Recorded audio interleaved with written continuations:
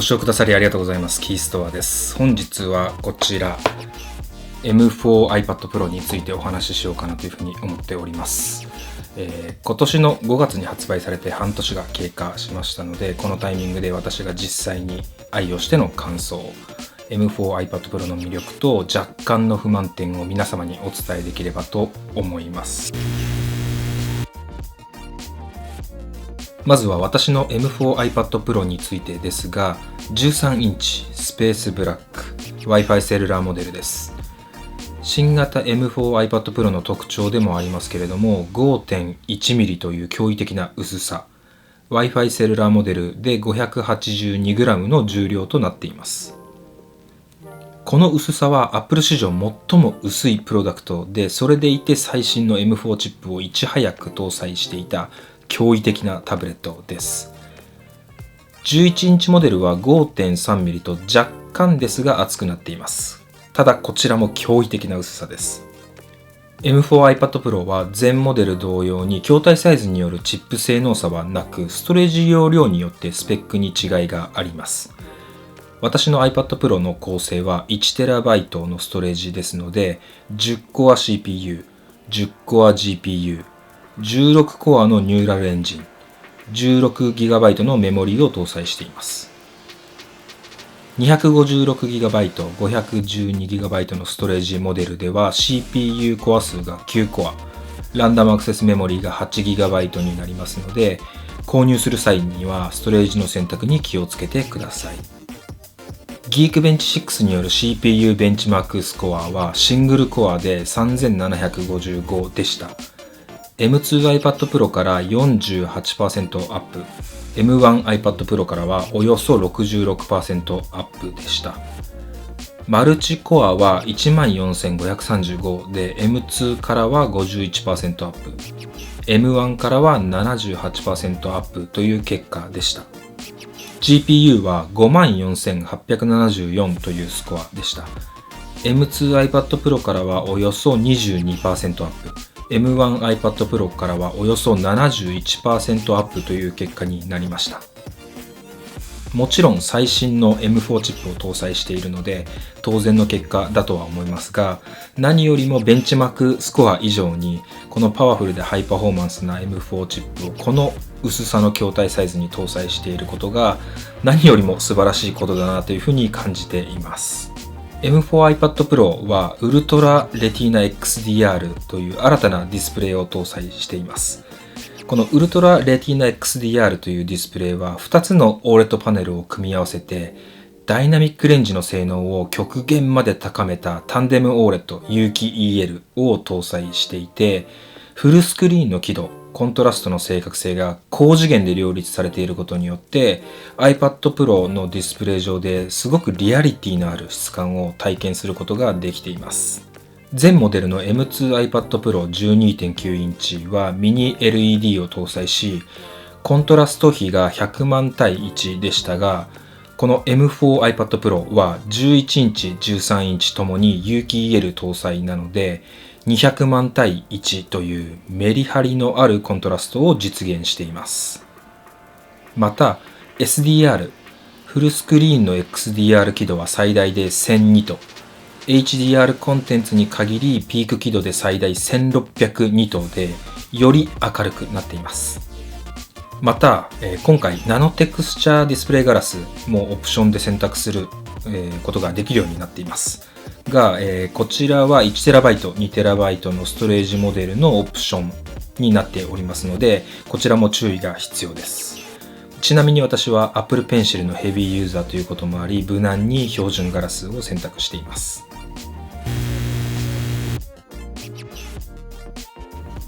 ではここからは、私が半年間実際に愛用してみて、新しいアクセサリー、動画編集、音楽、動画、ゲームなどのコンテンツ消費、この3つの側面から M4 iPad Pro についての感想をお話しできればなというふうに思います。Apple Pencil と Magic キーボードが再設計され、新しいものへと進化しました。新たに発表された Apple Pencil Pro はペン軸の回転によって形の違うペンツールとブラシツールの向きを変えることができるバレルロール。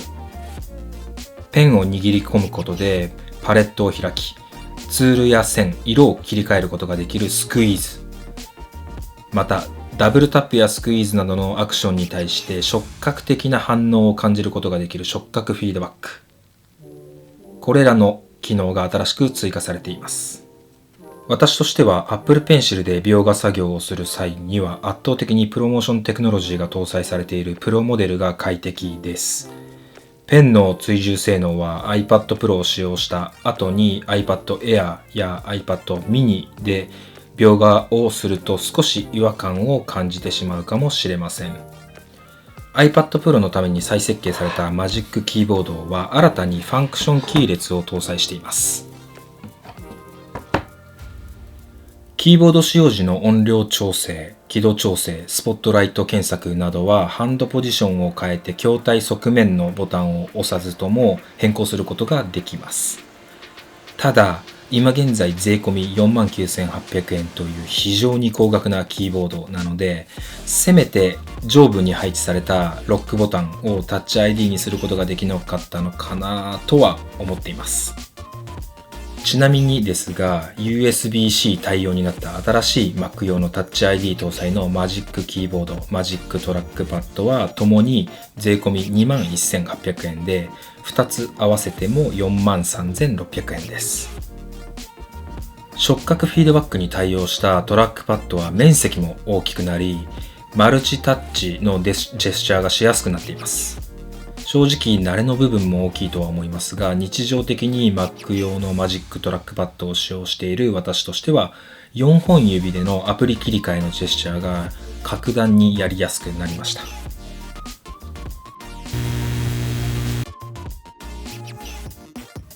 今私はですね、M4 iPad Pro での動画編集にハマっています。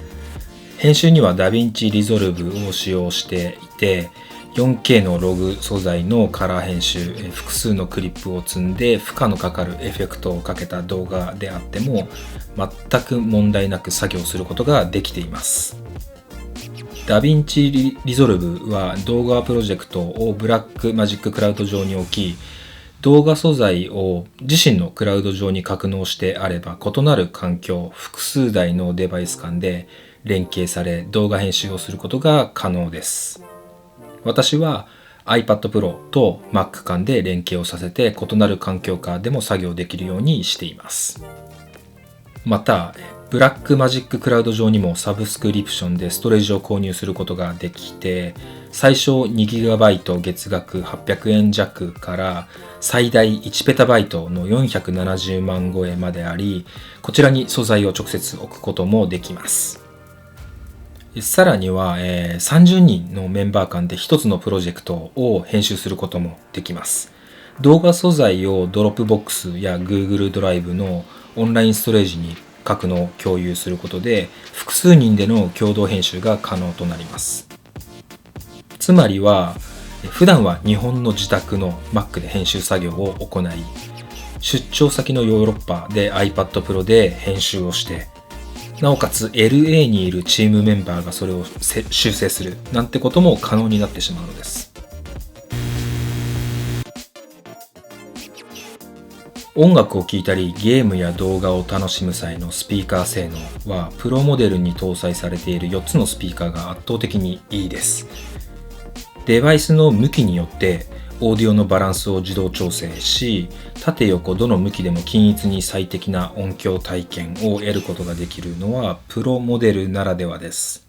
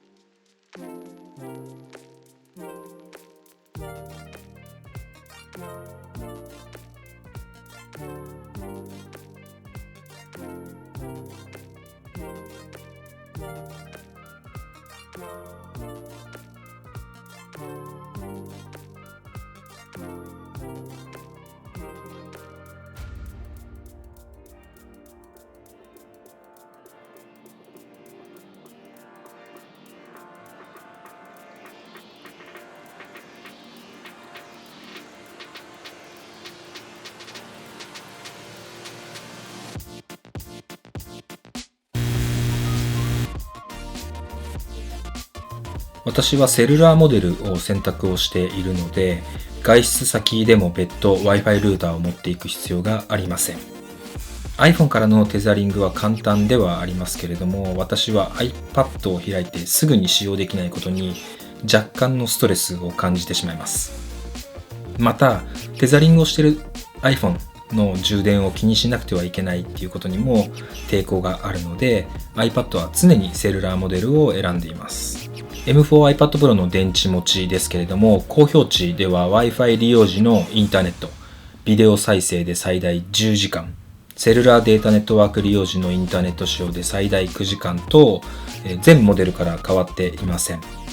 で、ここに関しては MacBook が倍以上のバッテリー持ちをするので、引き続きの iPad の不満点ではありますけれども、充電器とケーブル、モバイルバッテリーを常備しておいた方が良さそうです。正直なところ私は9時間以上充電をしない環境下で iPad を使用することがないので、ここに関しては何とも言えないところかなというふうには思います。いかがでしたでしょうか。今回は M4 iPad Pro を半年使用しての感想や気になったこと、動画編集、新しいアクセサリー、コンテンツ消費の3つの側面からお話をさせていただきました。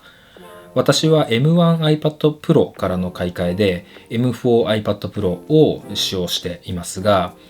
非常に使っていてワクワクするデバイスであることは間違いないです。もちろん同じタイミングで発売された M2 iPad Air も十分すぎるスペックを搭載していますし、日常的に使用するのに不満はないはずです。引き続きこの iPad を使用して皆様に新しいテクノロジーと豊かなライフスタイルを伝える動画を出していきたいなというふうに思っています。それではまた次の動画でお会いいたしましょう。